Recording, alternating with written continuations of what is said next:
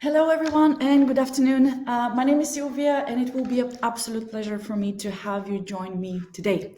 This will be a very interactive course that was designed to help you and guide you through different challenges that we're facing as educators when it comes to student engagement and making our teaching and learning environments as inclusive and as safe as possible. Since the session will be quite interactive, I'll ask you to just join me and share, just in 2 words, what kind of educator do you personally aim and aspire to be? In order to do so, you can quickly scan the QR code that you see right here on the shared screen with your camera on your phone, or you can just use whatever other device that's connected to the internet and go to menti.com and use the code that is specified right on top of the screen over here, which is 28026904. I just want to hear and understand where you stand, and hopefully this will act like as a guiding light for me as well when it comes to the flow of today's course. I would like to emphasize on a few additional buttons that you see after you're connecting and after you give me your 2 specific words. There is an open Q&A button in there.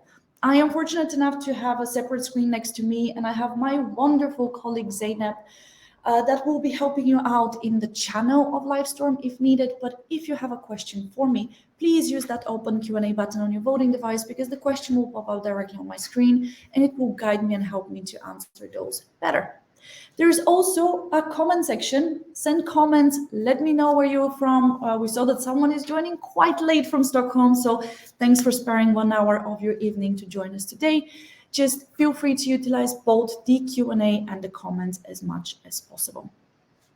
Once again, before we continue and move forward, welcome everybody. It's an absolute pleasure to have you join me today. Before we move forward, please let me know in just 2 short words, what kind of educator do you personally aim or aspire to be? We are using Mentimeter over here, and we have a wonderful word cloud popping up. Hello from San Francisco. I'm based in Toronto, so it's 4 p.m. my time. I'm on my 4th cup of coffee today, so hopefully I will be as sharp as I can for you guys today. But just to quickly go through the results, I'm very happy with them because we see engaging and supportive and inspiring right there next to each other, which hopefully this specific course will help you expand those practices as well as skills on that front. I will now move forward. For those of you that are just joining now, there are instructions in the Livestorm chat about how you can connect, and also the instructions on top of my screen will always remain there. So you can always go to menti.com and use the code above in order to interact with me and join me. We'll now move on and we'll play a very quick 2 truths and a lie about me. I would like you to get to know me in a very quick and interesting way and to understand why we are all sharing this 1 hour together. I'm asking you, do you think that I, Sylvia, loved my university experience? Is that a true or is that a lie? Did I get inspired to further explore my professional sense of belonging during my university years? Is that true? Or is that a lie? And last but not least, do you think that I have this passion to help educators and students listen more and be heard? I'll give you a bit more time to vote. I think we had approximately 30-ish people initially that have joined quite at the beginning. So I'm going to give the rest of you a bit more time. Once again, menti.com 28026904 in order to join me and guess which is true and which is a lie about me.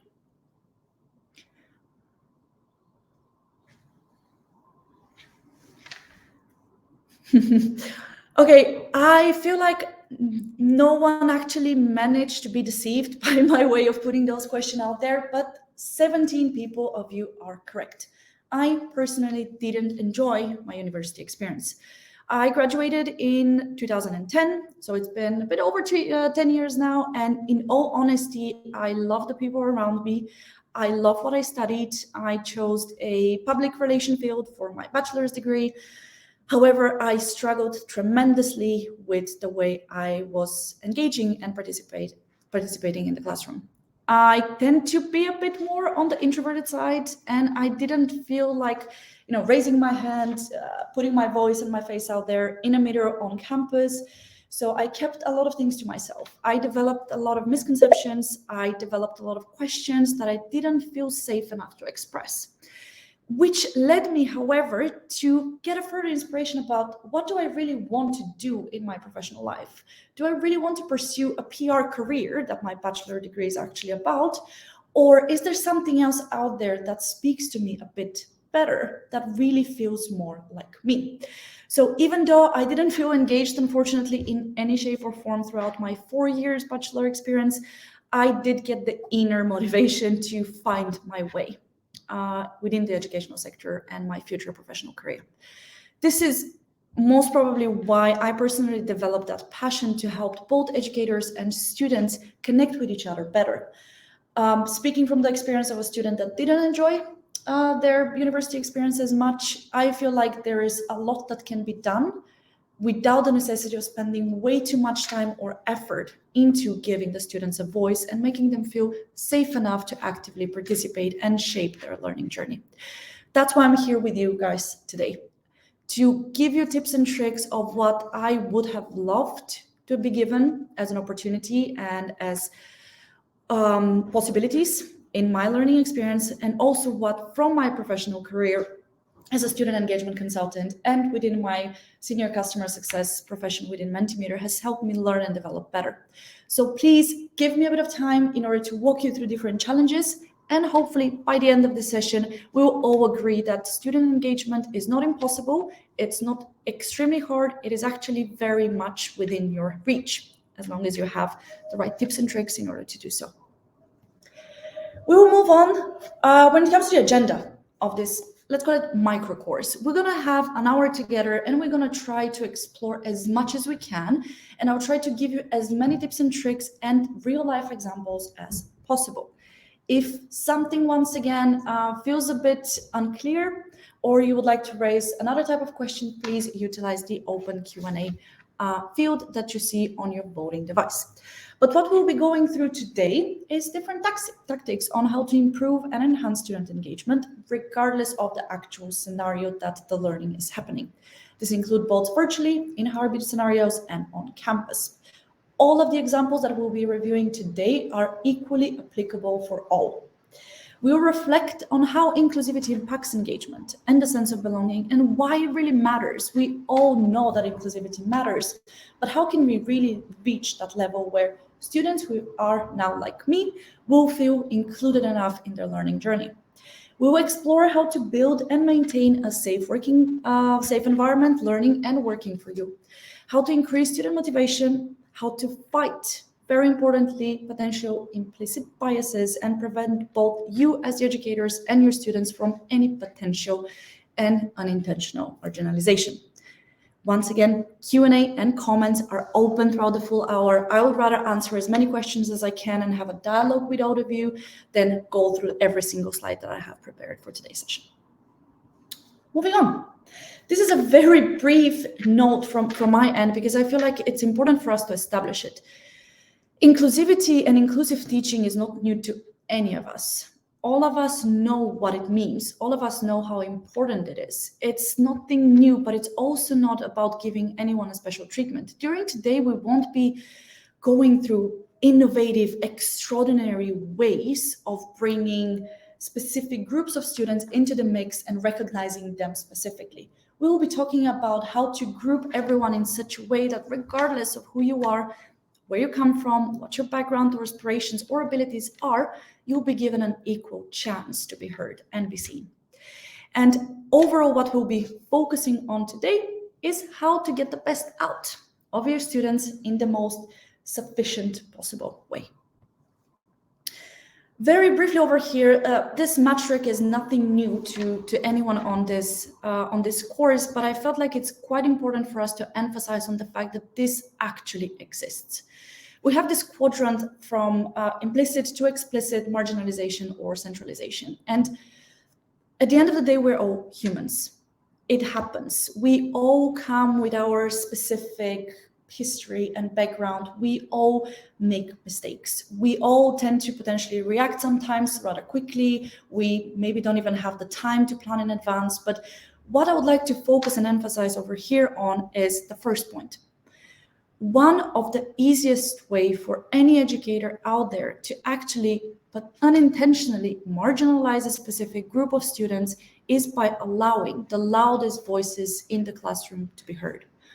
And it sounds simple, but it's actually extremely often that it happens, and we rather not even think about it because we feel like we're giving students their voice to be heard. But at the end of the day, we are potentially even creating the Abilene paradox, where a decision is made counter to the preferences of many others, because we have students that are much more comfortable in their voice. They're much more comfortable the way they express themselves. So I'd like to really let that sink in, that the course climate is all about allowing even those with the loudest voices, of course, to be heard, but making sure that we intentionally bring in a variety of opinions from every single other student in the course. This will naturally boost the sense of belonging for the students, and it will potentially move us away from any implicit marginalization that might be happening unintentionally, to very quickly explicit centralizing, where we will intentionally plan in advance on how to reach every student. I'll be giving you a few examples today of how you can do that. It's rather easy for us as educators to continuously ask for people's opinions, to ask for feedback, to ask for reflection on the spot, without intentionally planning on how exactly to approach a specific situation and what we will be doing with the feedback that we'll be getting. And this is very much within the implicit centralization, where I believe all of us have been and are continuously, and there's nothing intentionally wrong with it. It's just is not well prepared for when it comes to full blown out true inclusiveness. What we'll do now is review a very quick example of how exactly to move potentially from implicit centralization to explicit one. I would like you to imagine this situation, and then you can vote. So give me a moment before you do so. You have prepared, you have put sweat, blood, and tears into prepping the curriculum for your course. You have researched a lot. You're the expert within your field. You have the students' vision in mind. And you know that there is a specific goal or a few goals that you would like to reach by the end of that course with your students. However, what if you have a few students within that course that see the value of the education slightly different than you? There's nothing wrong, there's no correct or wrong answer when it comes to what is your specific goal, but they come from a different background. They might be the first ever in their family to be part of a college education or university education. They might see it slightly differently. So what I would like to challenge over here with you guys is one simple question that can be asked at the beginning of each class or each course. What, as a student, is your specific goal? You can use this question to answer specifically to this course that we're doing right now, or you can just think about anything in general that can be reflected over here. Just think about it. What would be the goal for you for the class? What would be the goal for a student for the class? And let's see and explore a little bit deeper where the actual differences might be. I'll give you a few more moments to reflect, and then we can continue.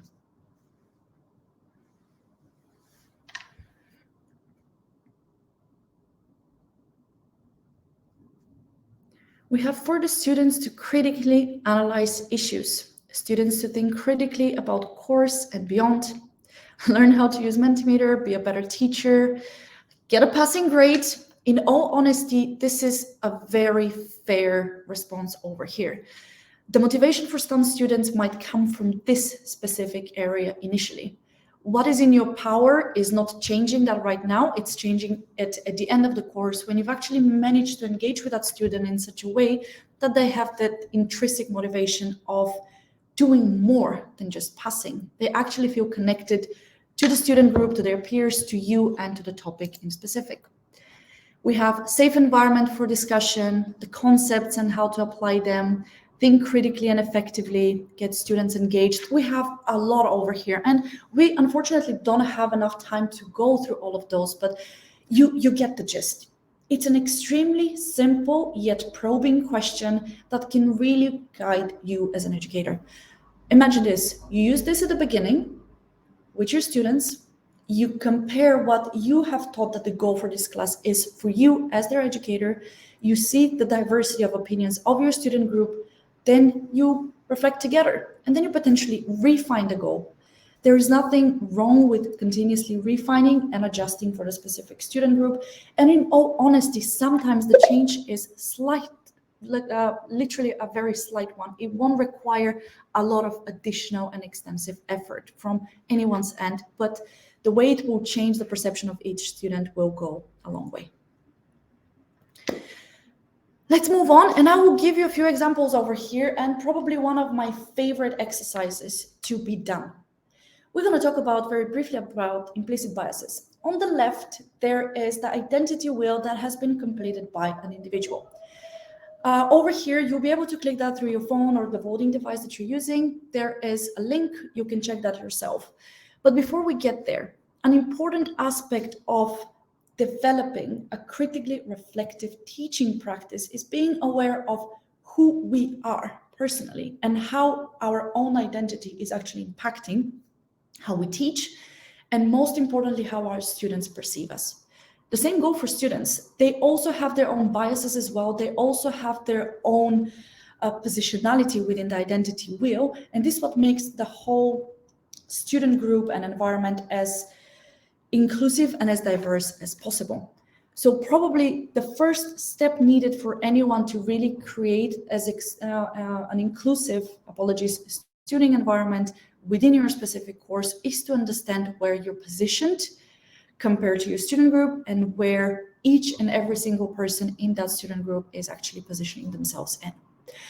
I would encourage you to explore the social identity wheel. If you haven't seen it or used it before, you can give it as part of an exercise with your students before you kick off a course with them or a few sessions after. It can be easily done in a synchronous way where you dedicate 10 minutes for each person to reflect on it. They can fill in their own wheel, they can analyze it for themselves, or you can do it asynchronously as well and just collect their feedback afterwards. You can ask them to anonymize it as much as possible in order for them to feel safe sharing such an identity wheel, which can be quite revealing and can feel quite sensitive. But at the end of the day, it will give you a good overview of the standing of, I have, let's say, 50 students. I can see a correlation between how many of them perceive their first language, for example, as an identity that they think quite often about. Our course will be fully in English, but a big majority, for example, of my student group doesn't have English as their first language. So I need to give them an opportunity to contribute in a safe space without feeling like they are less of an expert within their field compared to other students who have English as their first language. I encourage you to share the group results, once again, in anonymous way to make sure that everyone feels safe.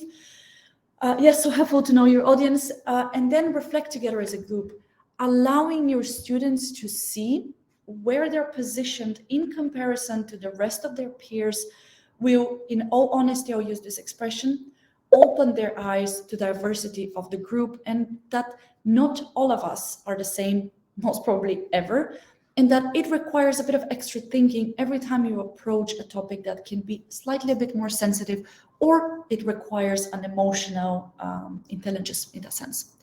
I've linked another example for you over here, which is the implicit association test. It's a bit more on the sensitive level because it can be divided into different areas when it comes to, do you have preferences? Most probably and most often those are unconscious biases when it comes to race, when it comes to gender, when it comes to sexuality, when it comes to people with disabilities, etc.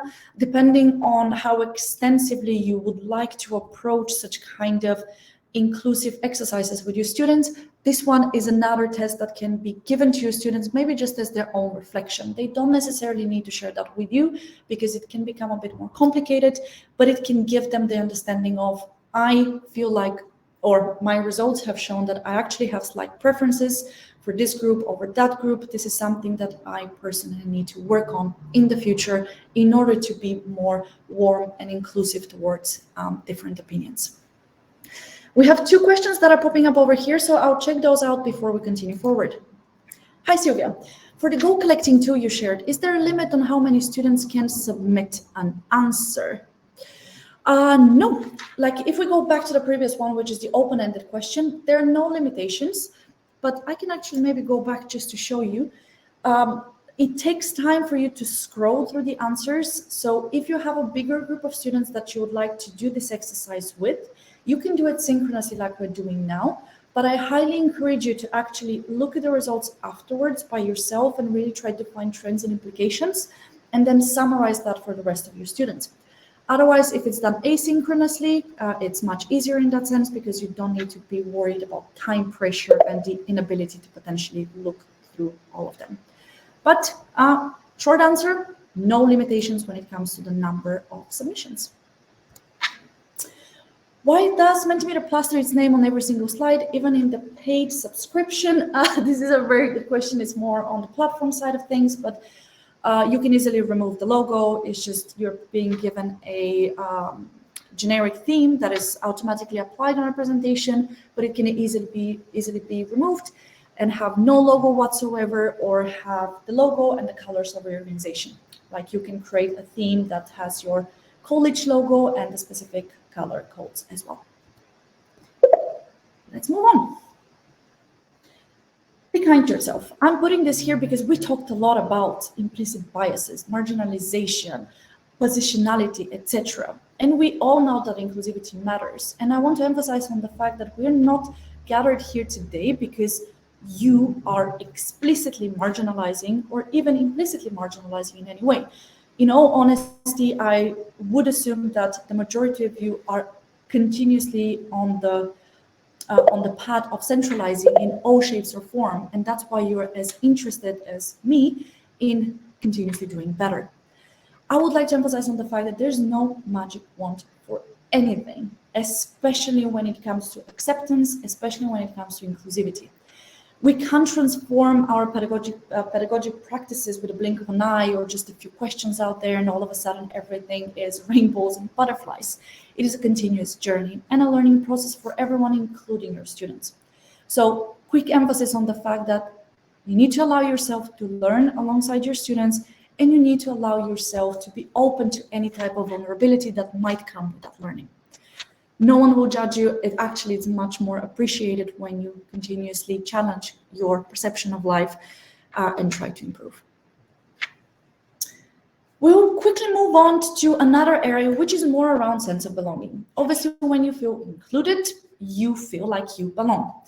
But around sense of belonging, there are other areas which are related to motivation and participation and how you perceive yourself as a learner as well in that environment. So obviously when students are feeling like their voices are being heard and they are being seen in regardless of their backgrounds and abilities, they're much more open to open up, to share their vulnerabilities, to ask you questions, to challenge you, which is most probably the goal of should be the goal of every educator, of being continuously challenged in that sense. In addition to building that rapport between yourself and your students, which you're doing on a daily basis, and that's why especially the one-on-one and the office hours are so popular and so helpful for a big portion of the students, is because they allow for that connection to happen on a more personal level. There is another area that it's slightly overlooked, especially when we're talking about fully virtual learning. We're all behind computers, cameras are off, you just hear someone talking like I am today. It's rather hard to establish a sense of belonging when you don't have a person physically next to you that you can grab a coffee with afterwards or just chat on the way out of the room. So I would like to give you just a few inspirational examples of how you can foster a more of a peer-to-peer interaction, and will allow your students to get to know each other as much as they can get to know you through your one-on-one interactions. Run get to know each other exercises. They can be anything that you can think of. If you remember, we kicked off this presentation with a simple game about myself. It was 2 truths and a lie, which is very much related to why we're gathered here today. But I can also have asked you, do you think it's true that I have a dog named Skylar? Do you think it's true that I was born and raised in Canada, for example? I can give you information about myself and play a game with you in order for you to just get to know me in a bit of a more interactive way. A similar exercise can happen with your students. Depending on how much time you would like to focus on that fostering of sense of belonging before you get to know a brand new group of students, I would introduce you to probably one of my favorite exercises, and that is exactly 2 truths and a lie. Give your students the homework before getting on their first ever course with you to just send you a private message or an email where they just put whatever comes into their mind when it comes to 2 truths and a lie about their lives. Then you can use a platform like Mentimeter, for example, or you can foster a different type of environment depending on the availability of the platforms that you have. And especially if it's a smaller group, allow each and every student to go through that slide and for their peers to actually guess. This will allow students to see other students as part of like, hey, I share the exact same interest as gaming, like John, for example, over there. I can actually ping John on our learning management system or Microsoft Teams or Zoom or whatever we're using and just connect over it. We don't necessarily need to have met each other face to face.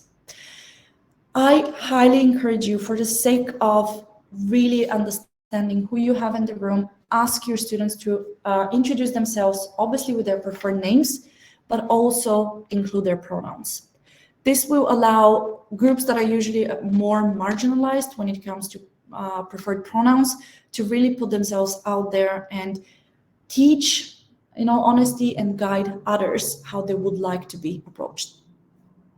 Ask your students, what was your best ever class experience before coming to this one? Which is the experience that is most memorable for you? Get inspired from their own experiences, or if you want, ask for their worst one. Understand what really bothers them, understand what might trigger some of your students to really feel demotivated or completely drop out of a course because it reminds them of an experience that was rather traumatic in the past. Allow them to share what's brought them into that space with you now and what they would like to see in the future. Once again, by talking about perspectives, by sharing who we are peer to peer, it really makes every single student in the room actually understand who they are surrounded with, and it makes the whole learning environment a bit more warm and a bit more familiar. We have a question over here. What are the heart youths for on the page? They're just a way for people to agree or disagree. So I'm glad to see that there are 7 people that were reacting with it, which means that they've liked what has been said. There are various reactions available on the pages. There might be a thumbs up or a thumbs down. There is even a cat emoji. Those are just completely up to you if you want to give them a specific meaning. I haven't really focused on those because I don't want to overwhelm you. But as you see, they're flowing even more now on the screen because we're focusing our attention to them. It's a wonderful way of allowing your students in specific to show you that they're following, that they're right there with you, especially when you're just talking like me on this slide. It's 100% didactic unless you actively ask me a question or you send me a comment. So these reactions really allow us to understand that we have a few people, hopefully, following when we can't really sense or feel it or see it. Now, I mentioned, what is your best ever class experience as an example? I want you to think about it from your own perspective as an educator. Think back, last year, 2 years ago, 5 years, 10 years, it doesn't matter. Think about a specific class experience that for you was like, I loved it. It might have been related to how your students have been approaching a specific topic. It might be about how you felt because you delivered an extraordinary session that everyone loved. Anything that is in your mind, try to think about it and let me know. I would love that, to hear that. We have someone trying over here to connect with the code. You're already connected, so no need for that. You can just let us know your best ever class experience.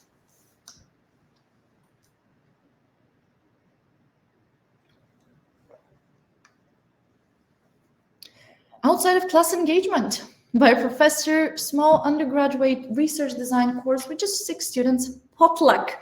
Oh, that's wonderful. While having project presentations on last day, I'm not gonna lie, I'm such a foodie. I would love every single project presentation or a meeting, in all honesty, to end with a potluck or donuts. But yeah, getting to know a professor at a conference, when my students engage with the class, it is the best feeling. Nice feedback from students. An assignment that integrated learning into real life, hands-on experience, learning while doing, field trips. When students use experience to better their careers, this is wonderful. A class when students started talking to one another and I could step back without even facilitating. I got it going and they brought it to life. This is so inspiring. Polling students' attitudes about language and language background and sharing the results of the research as part of the class participation and top of discussion. Whoever wrote this, tremendous thank you for this. This is a wonderful example exactly of how to foster that sense of belonging and bring groups that are usually marginalized, in our case, because of a bit of a, how should we say it, concern or anxiety in relation to your specific level of English, for example. When I use a bit of comedy to engage students, although it is risky, I would love to hear more about that. If you can connect with us in any shape or form, please do. This would definitely inspire me on another level. Professor was engaging. This, wonderful. Hands-on community building, having my students group win at a competition, field courses and field exercises. This is amazing. At the end of the session, you will receive the recording of this course, but also the link to this presentation. Go through those results. I will go through them again myself because I feel like I can dedicate probably 2 hours just going through those examples. This inspires us, and we're more on the educational side. Imagine how impactful that quick exercise would be if you ask that question with your students. It will really make you understand what makes their experiences better and what you can potentially incorporate into your own teaching, not just with that specific student group, but with others as well. We have 2 questions. I'm going to go through those again and I'm going to continue forward. I prefer to engage with questions in this way because I'd like to scaffold my sessions into smaller chunks and answer any questions because there might be some sort of misconception or might misled someone unintentionally. So I answer questions while I go. This is another tip and trick that I can give you from my end. It really helps me, keeps people attention, and it really helps me make sure that everyone learns as quickly as they can. Would you be doing all these activities via Mentimeter? Yes, we are using Mentimeter for today's session because I am part of Mentimeter alongside being a student engagement consultant. So it is obviously why, but also it is not a requirement to use Mentimeter. I'm just showing you what the power of a platform like Mentimeter and Mentimeter in specific can be, because it allows you to combine facilitation skills when it comes to teaching with the different pollings available to collect feedback and do exercises on top of incorporating questions and answers and comments, etc. If you have any questions in relation to how Mentimeter works, or if that is the solution for you or your organization, you can always reach out to us and we can help you. Otherwise, this session is about the inclusive teaching practices and not about Mentimeter as a platform or as an organization. When using the open-ended question tool, are you ever concerned about inappropriate responses? What can we do to mitigate the risk? Wonderful question. I've worked with numerous higher education institutions, both colleges and universities, both within Europe and within the North American sector. And in all honesty, it's extremely rare. I've seen it with my own eyes. I've seen it secondhand by having a conversation with different educators and learning technologists. Students love it. And we will go through that at the end as well, when we're going to emphasize on what really matters for students. The concern is more on, I've never met, for example, a specific student group before.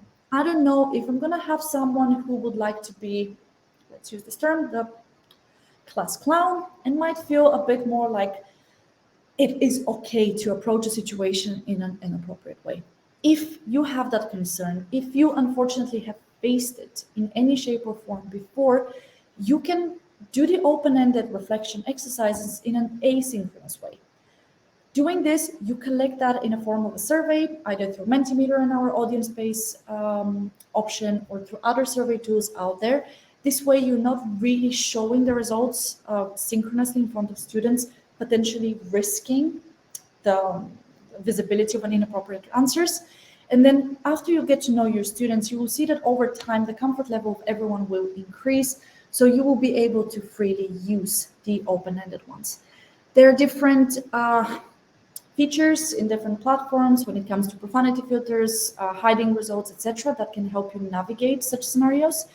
But in all honesty, I just encourage you to find what works best for you and your student group, and still make that leap of using open-ended type of questions, because this is really where the value from your student reflection actually comes from.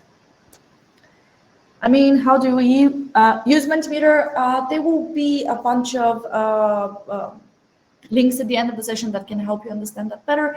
Once again, we're using Mentimeter today because it is ideal for what we want to achieve together, but it's not the purpose of the session. And I would like to ask my colleague Zeynep, that is looking at our chat. She can actually give you a bunch of different help articles in the chat in relation to Mentimeter if you're interested in exploring that.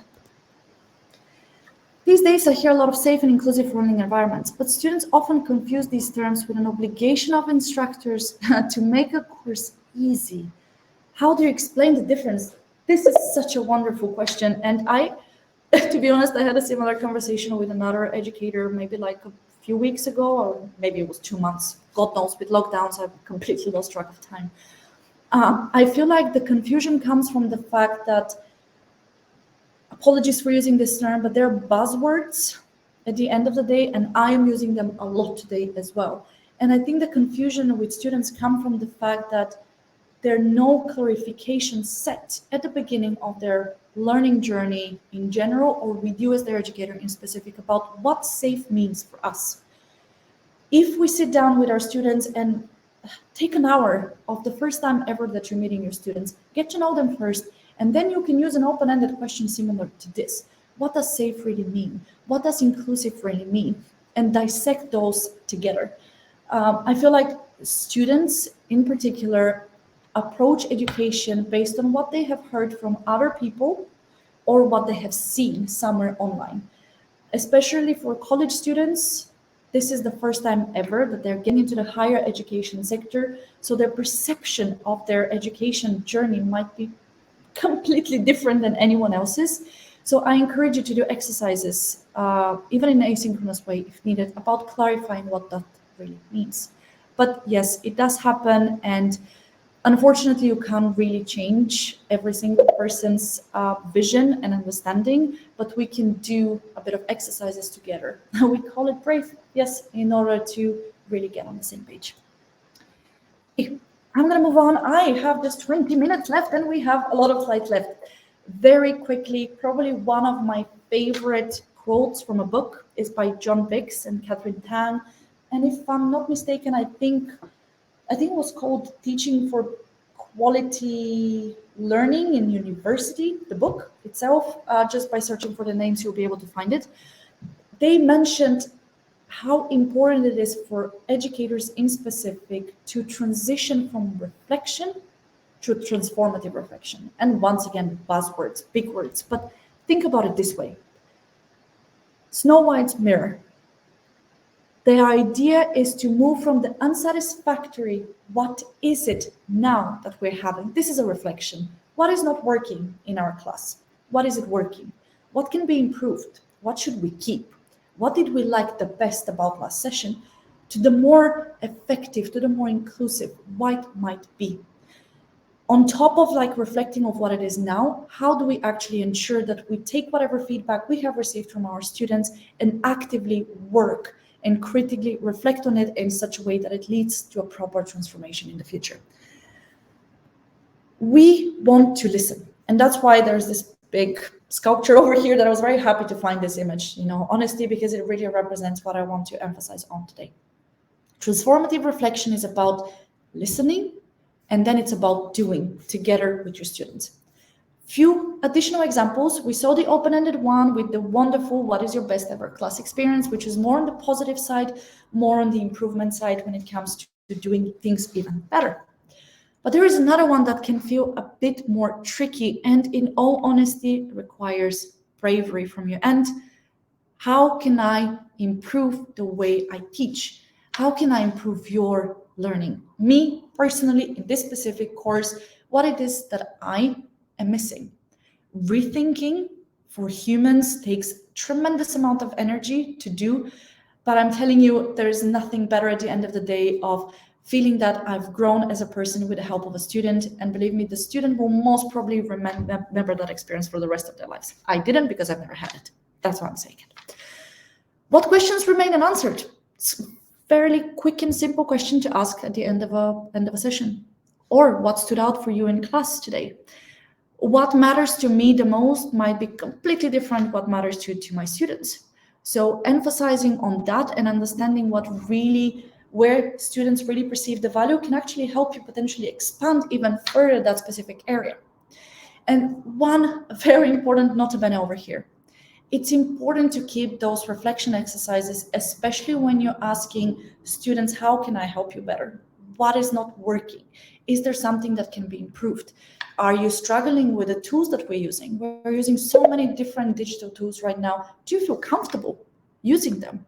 You study from home. Do you feel like you're actually able to really master your learning?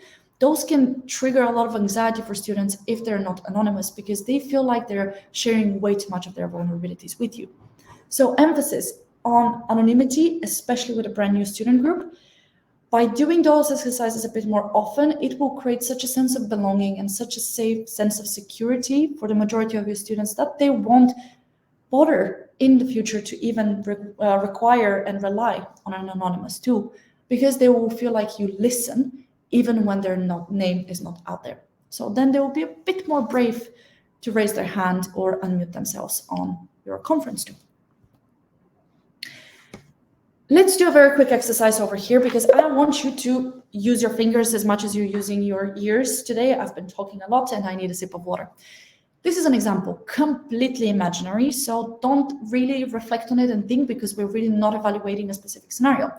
Scales question type, seen multiple times in different shapes or form. In our case, we have 4 statements. What if I, as an educator, decided to use this every time a course ends, every time a specific session ends, or whenever else I actually deem appropriate, and allow my students to give me feedback, and emphasis again, in an anonymous way, on different statements that will help me potentially deep dive into further and see improvements without relying on them to feel brave enough to give me an open-ended feedback of really where they're struggling. I'm going to give you a few more moments.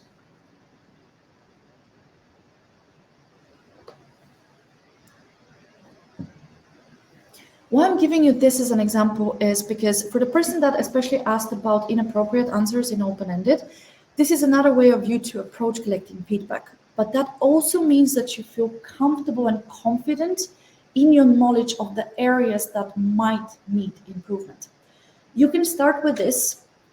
Any type of closed-ended or predefined answers, questions will work as well as this one.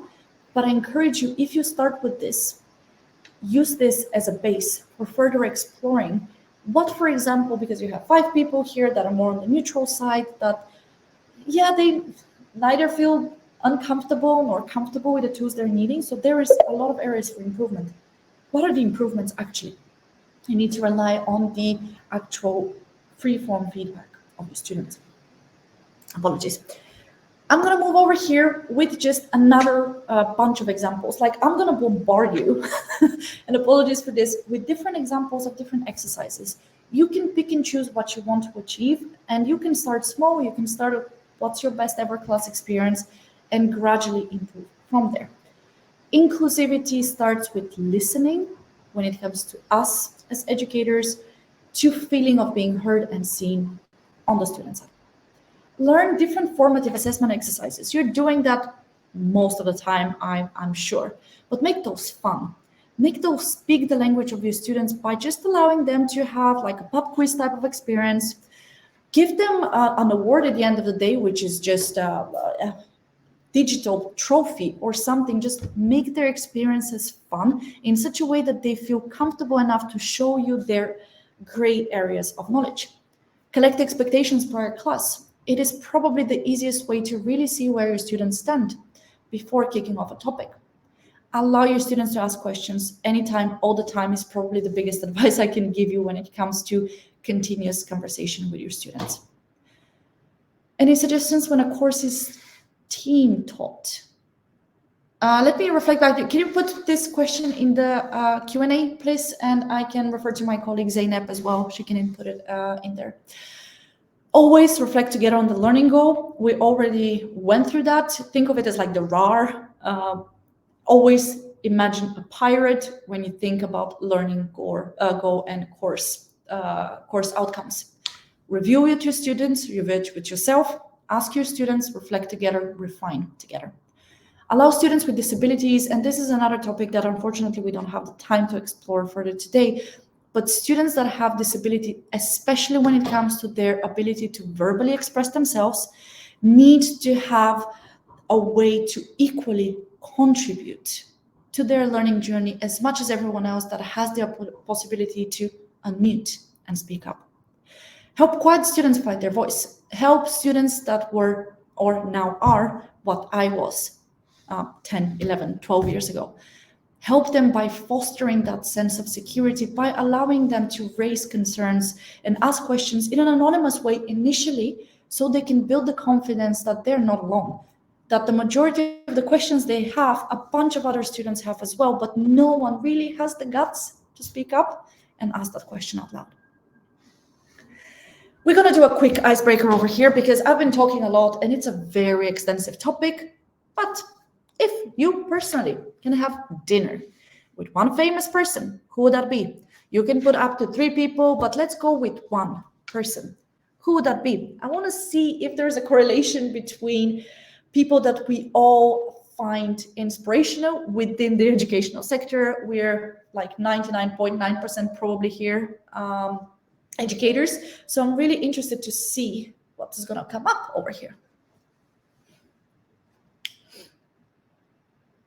Einstein, Carl Jung, Vincent van Gogh. There is a wonderful exhibition here. That is the immersive one in Toronto. I've been dying to go to it probably for months now, but this is a good reminder for me. I think this is a sign for me to actually go and get a ticket now that things are opening up slightly here in Toronto and actually visit the exhibition.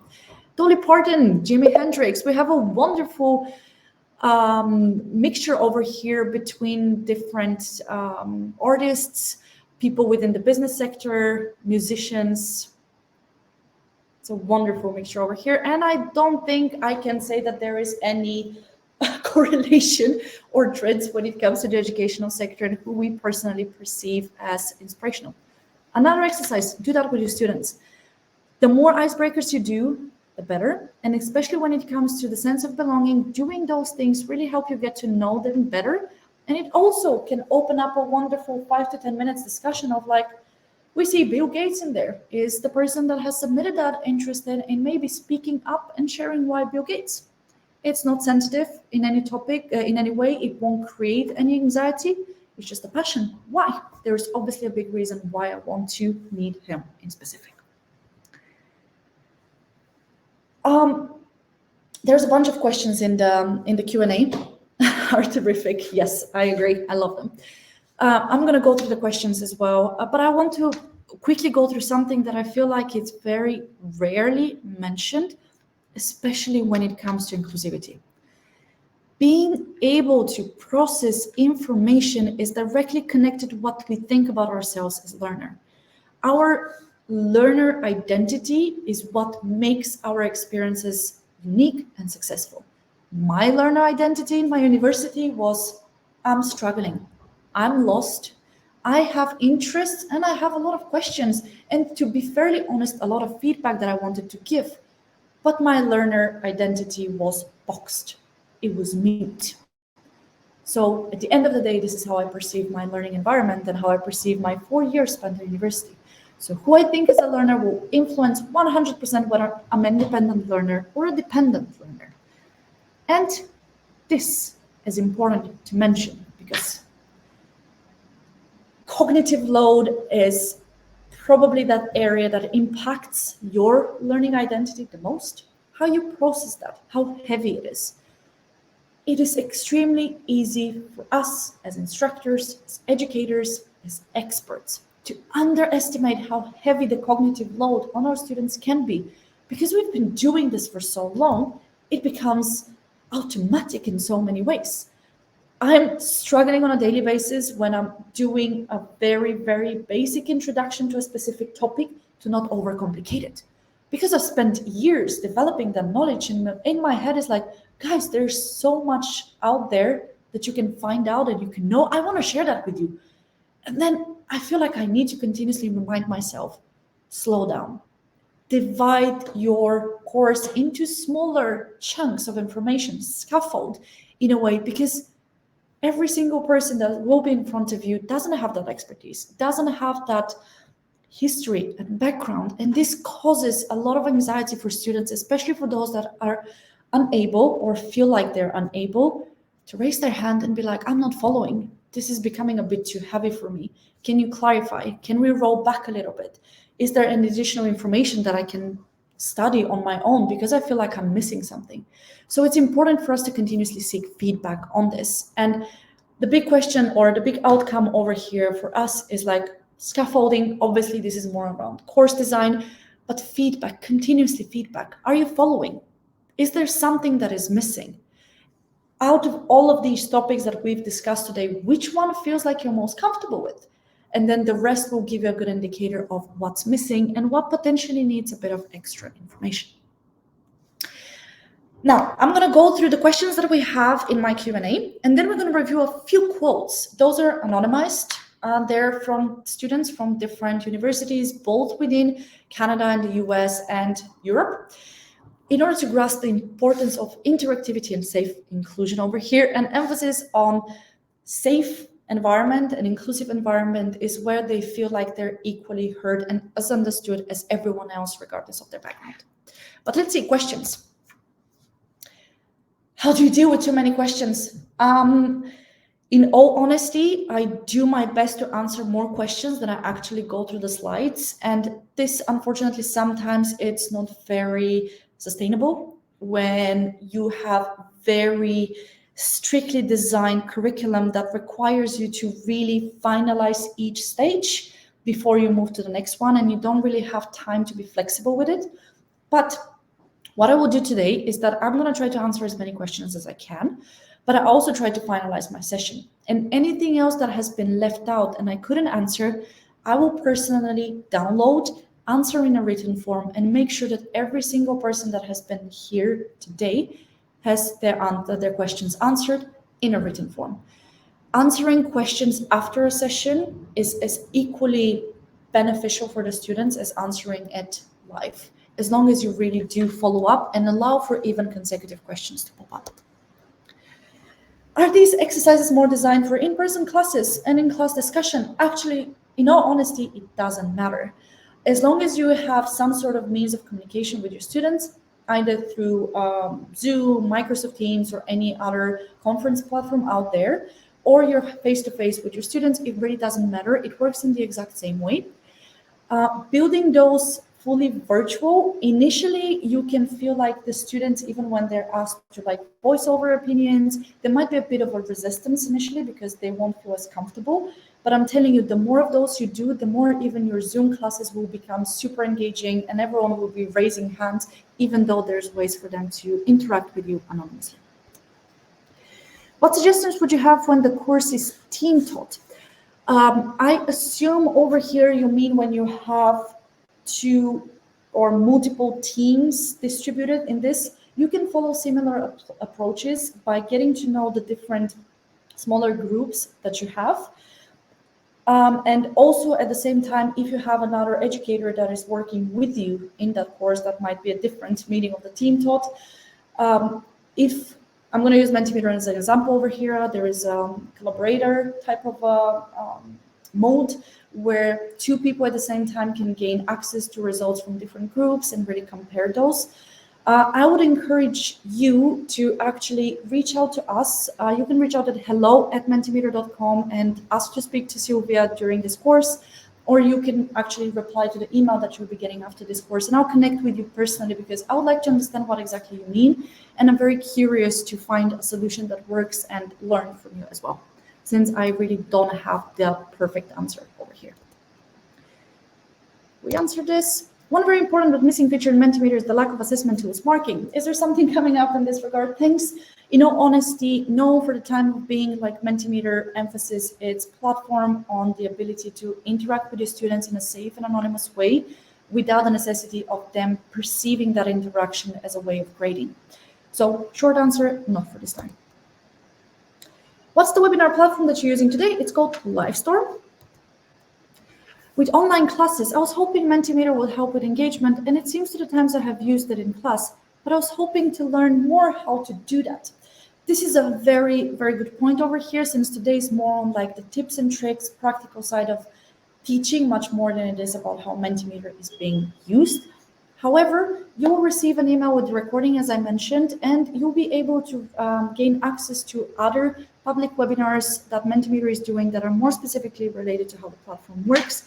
So you'll be able to join one of those. Or Zainab, if you can share a bunch of help articles maybe in the chat, that person can benefit from it. Okay, quickly, I have 4 minutes. The interactive questions helped me see how everyone else felt, and it gave me focus. Anonymous student. This is what I personally was missing. I was missing the reassurance that it's not just me, that it's confused or has that question. I like using my phone for questions. This is the most controversial part of it when we're talking about digital engagement and interactivity. Phones for students are perceived as distraction. However, by utilizing a device that they're actively using during their teaching for scrolling on Instagram or chatting with their friends, you can easily turn that device into something more productive. Don't be afraid of allowing your students to engage with you with digital tools. It makes them more productive. I found it to be fun and energizing. Actually, interacting with lecturers rather than just sitting and listening makes it easier to pay attention. Big emphasis on this. They want to be learning with you. They don't want to just sit there and listen. Sometimes interacting in class is a bit nerve-wracking. Tell me, that was exactly for me. This was a way of doing that without actually having to use my voice. Allow your students to gain that confidence. This will make them better prepared for the workforces in the future as well, because it will teach them the understanding that their voice matters. Additional learnings over here. For those of you that more prefer to understand and grasp new ways of teaching by relying on research done by other educators, I've included 2 links over here. The first one is done by University of Reading in the UK about how Mentimeter in specific over here has been applied and how students and educators have felt. And for those of you that prefer more of a scientific research, we did, or on Mentimeter side, we did a research that really tracked brain activity and compared how people, that can be students, that can be educators, that can be adults, it doesn't really matter, how the brain actually reacts when they're engaged in similar forms versus when they're actually just sitting and listening to a didactic talking. I encourage you to explore those, and we're going to share those separately with you in an email so you can check those out. Now, I will actually, unfortunately, need to skip this question around best practices, but I would like you to think about it yourself and potentially just put it maybe even in the chat in Livestorm so we can continue with the presentation and I can emphasize on the end of it about your specific practices. I'm going to leave this for a very second because we just added here, I had a few people asking about Mentimeter in specific. I will leave this just for a few moments. Can you please let me know if you personally want to know more about Mentimeter Enterprise? If you do, please submit your email address and accept that you want to be contacted or that you just want to have a specific question answered. This is just in case someone really wants to connect and understand better. We want to make sure that at the end of the session, we have tailored and have approached as many use cases and needs as possible. I'm going to give it a few more seconds and then we can continue with the last slide. For those of you that might want to know a little bit more, but we don't have, unfortunately, the time to actually submit it in the form over here, once again, next week you'll receive the recording and the link. You'll be able to easily reply to that email and let us know if you need any additional information. I want to end with a very powerful over here quote from Adam Grant. He released a book quite recently, last year, about rethinking and the power of accepting the fact that we are continuous learners and there's nothing wrong, and it actually should be encouraged to continuously challenge the way we perceive the world and ourselves. If knowledge is power, knowing what we don't know is wisdom, and this is probably the biggest wisdom we can have when it comes to approaching a new student group. We don't know who these people are. We don't know where they come from. We don't know what their aspirations are. We don't know what their goals are. We know what has worked in the previous groups that we've taught. So approaching every single student group or new group of people in general with this quote in mind will really allow you to move one step forward towards inclusivity. And to end with one more quote from him, I have it written over here. Many communicators try to make themselves look smart. Great listeners, what we want to be as educators, are more interested in making their audience feel smart. Make your students feel smart by listening to them and by allowing them to submit in whatever shape or form what's in their mind, what troubles them, what ideas even they have for the future of education or for the future of your specific collaboration. I will end over here. This is not something that is mandatory in any shape or form. I would just like to know if you personally have learned something new or will do differently as a result of attending this session. Otherwise, I'm going to answer this question that we have, and then we will part our ways for today because I'm 2 minutes over the time.